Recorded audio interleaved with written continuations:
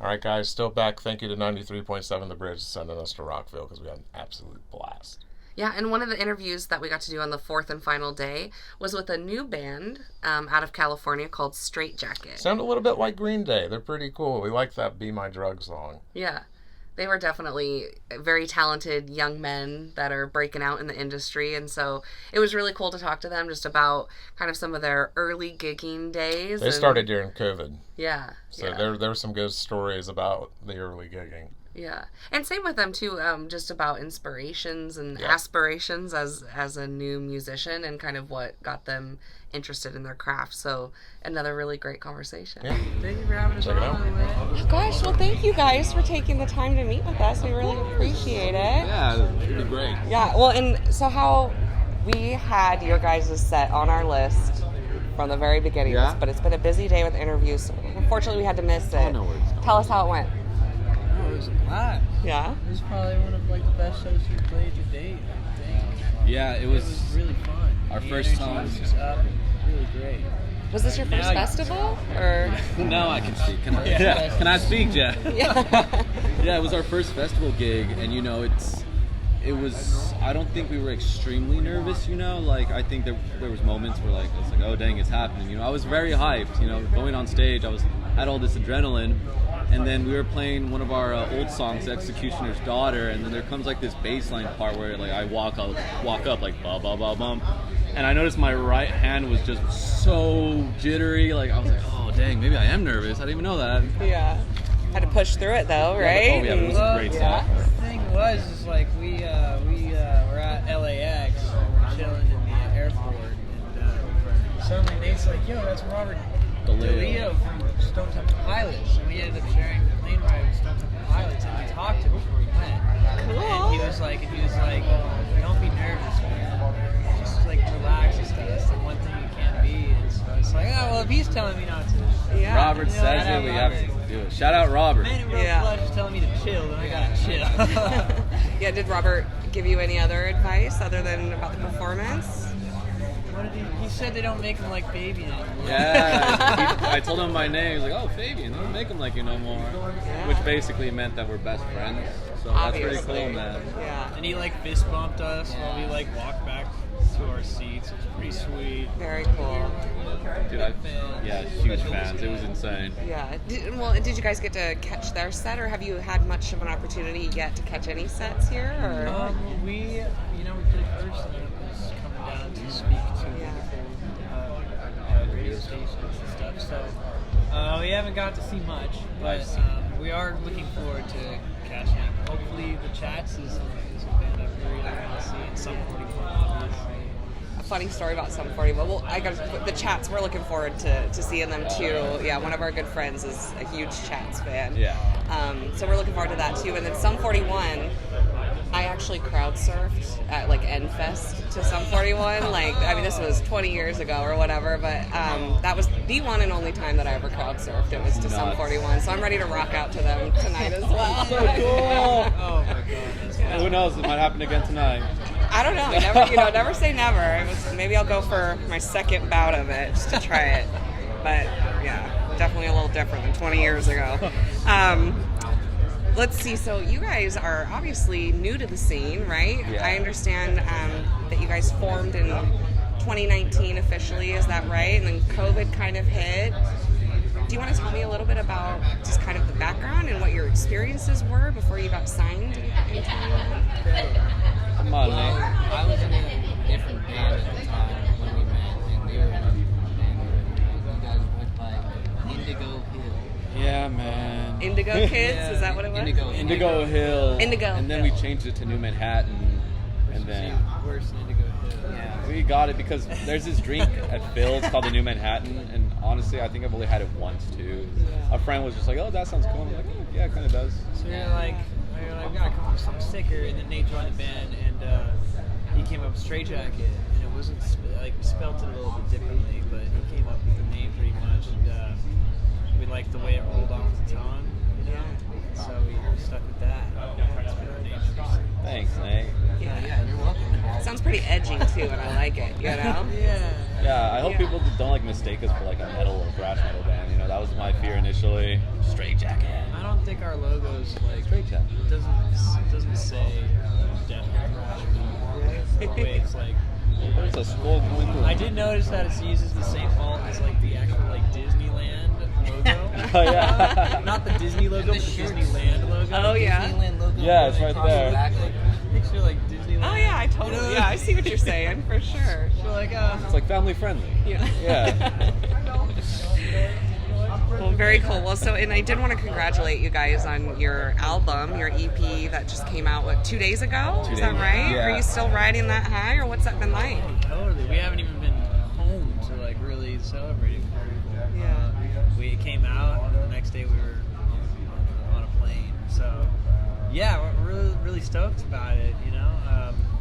And it seems like the people who like us are liking the new songs, which is always a good sign, you know? Yeah. We take some different turns, and we get a little softer, you know what I mean? We get a little... Harder. Get a little harder, get a little more bass heavy, you know? Like, so we kind of are just exploring the sonic landscape. Get soft and hard. You know, it's a lot of tonal capabilities from us, I think. Well, do you guys think at all, or how did it, or if it did at all, like shape, you know, with being with COVID and that lockdown? I know you guys were doing a lot of, which we want to talk about, some of your guerrilla style touring and all of that, but, you know, how did that time with COVID and all of that, did it give you a chance to really kind of hone your craft and really get the EP album together, or like what did that look like for you guys with that process? Yeah, practicing in the band was the only thing we could do, you know, that like didn't make us want to like go crazy, you know. So we would go practice like every other day or sometimes every day because there was just nothing else to do. And I think we had a year pretty much of that. So Yeah, and it helped shape us, you know, like during COVID, you know, Nate joined, and we were trying to figure out our sound, you know. We all had similar influences but still very different, and Nate was coming from like a metal band, so we were just messing around, you know. The music was so all over the place. We had like our old songs that we've never released had like halftime grooves. It was pretty metalish sometimes, and like kind of like dark, like it sounds like a dark melody or something, and no, yeah, we definitely just have it helped shape us for sure. Do you guys have plans, like when you kind of head back to the studio, to kind of, you know, play with a little bit more of that heavier stuff, or what's the future looking like too? You know, I think we're gonna just keep exploring the alternative side. Right? I mean, the alternative side right now. I think like we don't want to be like so Experimental. Or pigeonholed, or is Maybe that- yeah. Like we are going actually back to the studio in a week to record like a song for like Dolby Atmos and stuff. And we got this new kind of thing going, so that's not too far away from what we've already done. So we're pretty excited to get back into the studio again and do that. So, and just see how it goes. You know, as far as future music, we have more stuff coming this year. Even This year? so, Very cool. Post EP, and after that, we just hopefully start thinking about what's next. I haven't even put that across the. Yeah. I'm just kind of caught up with everything else. Well, lots going on, right? With the EP just releasing, and then you're here at your first festival, and now you're heading back into the studio next week. I mean, it sounds like a whirlwind for you guys. It's a lot of fun. Yeah. It's been a blast. Very cool. Very cool. Well, yeah, we did want to talk a little bit about that guerrilla style touring or shows that you guys were doing. Can you tell us a little bit about that and what that looked like?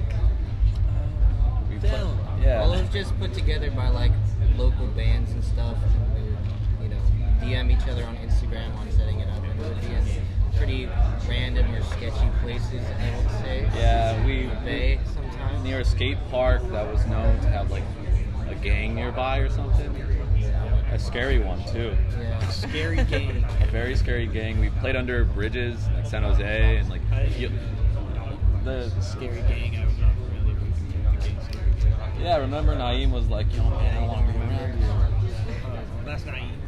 Well, yeah, Naeem knows, man. Sorry. I guess. No, it's okay. Well, you guys, did you select those locations like yourselves, or was it the other bands? Like, were you doing all of the promotion yourself? What did that look mostly like? other bands, and they would ask us if we wanted to play. Yeah. Yeah.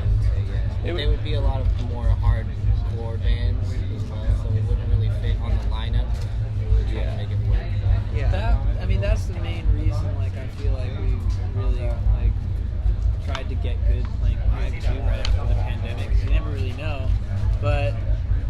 bands around us were like hardcore, fast bands, so we had to find a way to do what we were doing and fit in at the same time, which was almost impossible. Yeah. But kind of learned how to do it. Like playing with those guys, and becoming friends with them too. Yeah. Yeah, they're all very nice people. Yeah. Bay Area music scene's really real kind-hearted people. Yeah, we were curious too about even just some of like the logistics, like power and Generators. Generators. Is that what you were doing? Fuel-powered generators. Sometimes it wouldn't work, dude. Yeah. And I remember one time there was a show where we were going to perform at the skate park, Third and Army, and someone else, like, quote-unquote, booked it, even though it was a skate park. You can't really book a skate park. Right. Reserved and so it. we were like, screw it, like, we're going to perform anyway. So we load in, we set it up, and then the guys who were going to perform, their generator didn't work. And so they go up to us and they're like, can we use your guys' generator? I'm like, no, man, we got to perform too. Yeah. No, man, it was I thought that was the Santa Cruz Forest. Okay, the Santa Cruz Forest was crazy because we had the show set up in Santa Cruz in a forest, and we had to carry a generator through a whole hike up a hill, dude, to get to the place. I was sweating. And we got up there, and they turn it on, and the first band gets on, they play the first song, and like the cops like show up and shut it all down. So now everyone's got to carry all the shit back down again. It was like a 2-hour process. That's crazy. Just for one song. So generators are heavy. Yeah, I know that much. And then on top of that, all of your equipment and drums. Yeah, we were curious too a little bit about even the legalities, and whether or not noise ordinance. I don't think it's legal, right? A lot of that stuff wasn't legal necessarily, I don't think, or it just wasn't allowed. If we ever had problems with cops, they were nice. Yeah. They were cool. Yeah, it was always just like they're just playing live music. You know what I mean? Not anyway. No, man. That's not our style. Well, that does sound pretty. It's definitely a good story, origin story for you guys as well, of like really, slumming it there and working hard to pursue your dreams. That's really cool. Oh yeah, we would never turn down a gig. We would always play every gig we can, which worked out because we made a lot of great friends that way. And those friends helped us out even now to this day. We're extremely grateful for all of them. Yeah, we just love playing music together, and we always choose it. Okay. Sorry guys, I think we're getting the cue to hurry up. So we'll wrap up and want to be aware of your time, and thank you again. Thank you. No, this is great. A couple things, I guess, a couple quick questions for you guys. Where does your talent come from? Are your parents musically inclined, or what made you pick up an instrument? Was it a song or an album that you heard where you're like, that's it, I'm going to be a rock star? My parents are not really musicians, really. My mom took guitar lessons and had a guitar, but I don't think I got into guitar because of that. I heard like 21 Guns on the radio, and I was like, I know what I want to do. So I want to make whatever that is. So for me in Mexico, I went to Mexico when I was like 15 or something. My cousin pulled out his acoustic guitar, and there's this one song he showed me. It's 3 chords, but it's like a part of the Drake and Josh soundtrack where it's like, it makes me happy. It's like, I think it's like C, F, E or something like that. I don't even know. And then I learned it, and immediately I was like, wow, this is the coolest thing. So I went back home, I bought a guitar, listened to Guns N' Roses and whatnot, everything hair metal, 70s. That's how I learned everything music-wise. What about you, Nate? It was really like playing a bunch of Rock Band and Guitar Hero, pretty much. And my uncle played drums and he plays guitar and stuff. So I pretty much learned how to play drums on Rock Band and then switched over to real drums. Same room, and also my other cousin makes beats and stuff as well. So that kind of just made me super interested, and they were really supportive of me as well, and just pushed me to do it. So yeah, we all have supportive parents. That's very cool. That's fantastic. Well, you guys got a busy day to catch Sum 41 and all that. Congratulations on your first set here at Rockville. Thank you. Yeah, and anything else that you guys are looking forward to in the future that fans can be looking out for? I know you mentioned you're heading to the studio next week to record some more. Anything else? Right after the studio, we're going to do a punk rock bowling opening party in Las Vegas.